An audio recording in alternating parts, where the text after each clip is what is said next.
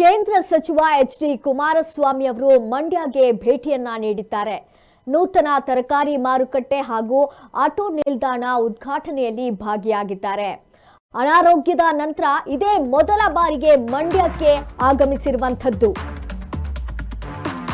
ಅನಾರೋಗ್ಯ ಇತ್ತು ಅವರಿಗೆ.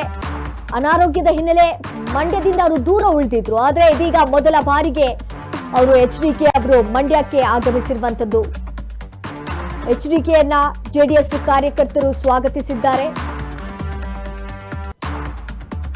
ನೂತನ ತರಕಾರಿ ಮಾರುಕಟ್ಟೆ ಹಾಗೂ ಆಟೋ ನಿಲ್ದಾಣ ಉದ್ಘಾಟನೆಯಲ್ಲಿ ಭಾಗಿಯಾಗುವಂತಹ ನಿಟ್ಟಿನಲ್ಲಿ ಮಂಡ್ಯಕ್ಕೆ ಆಗಮಿಸಿರುವಂತದ್ದು.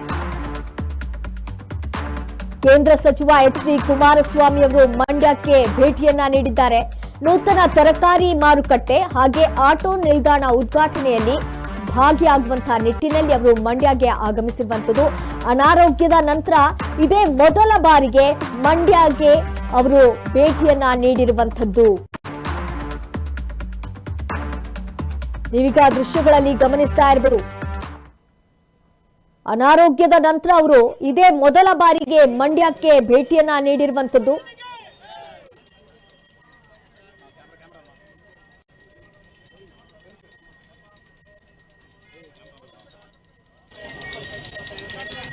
ನೂತನ ತರಕಾರಿ ಮಾರುಕಟ್ಟೆ ಹಾಗೂ ಆಟೋ ನಿಲ್ದಾಣ ಉದ್ಘಾಟನೆಯಲ್ಲಿ ಭಾಗಿಯಾಗಿದ್ದಾರೆ.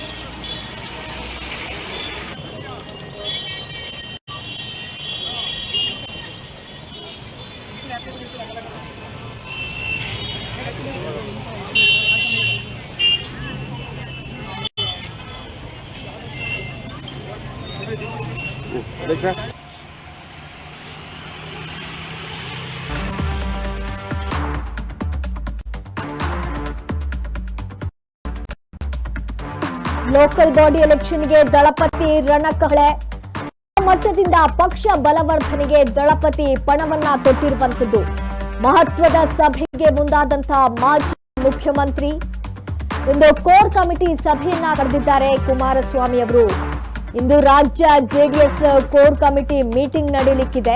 ಸಂಜೆ 4 ಗಂಟೆಗೆ ಜೆಪಿ ನಗರದ ನಿವಾಸದಲ್ಲಿ ಒಂದು ಚರ್ಚೆ ನಡೆಯಲಿಕ್ಕಿರುವಂತದ್ದು. ಸದ್ಯದಲ್ಲೇ ಸ್ಥಳೀಯ ಚುನಾವಣೆ ಹಿನ್ನೆಲೆ ಈ ಒಂದು ಮೀಟಿಂಗ್ ಅನ್ನ ಕರೆದಿರುವಂತದ್ದು. ಪಕ್ಷ ಸಂಘಟನೆ ಬಗ್ಗೆ ಕೋರ್ ಕಮಿಟಿ ಸಭೆಯಲ್ಲಿ ಚರ್ಚೆ ನಡೆಯಲಿಕ್ಕಿದೆ. ಸರ್ಕಾರದ ಲೋಪಗಳ ಬಗ್ಗೆ ಧ್ವನಿ ಎತ್ತುವ ಬಗ್ಗೆ ಕೂಡ ಮಾತುಕತೆಯನ್ನ ನಡೆಸಲಿಕ್ಕಿದ್ದಾರೆ ಈ ಒಂದು ಮೀಟಿಂಗ್ ನಲ್ಲಿ. ಲೋಕಲ್ ಬಾಡಿ ಎಲೆಕ್ಷನ್ಗೆ ದಳಪತಿ ರಣಕಹಳೆ.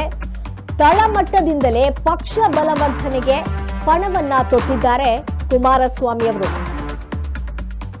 ಮಹತ್ವದ ಸಭೆಗೆ ಮುಂದಾಗಿದ್ದಾರೆ ಮಾಜಿ ಮುಖ್ಯಮಂತ್ರಿ ಕುಮಾರಸ್ವಾಮಿ ಅವರು.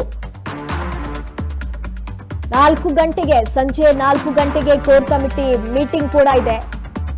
ಈ ಮೀಟಿಂಗ್ ನಲ್ಲಿ ಸ್ಥಳೀಯ ಚುನಾವಣೆ ಹಿನ್ನೆಲೆ ಕರೆದಿರುವಂತದ್ದು ಮೀಟಿಂಗ್. ಸಾಕಷ್ಟು ವಿಚಾರಗಳ ಬಗ್ಗೆ ಚರ್ಚೆ ಕೂಡ ನಡೆಯಲಿಕ್ಕಿದೆ.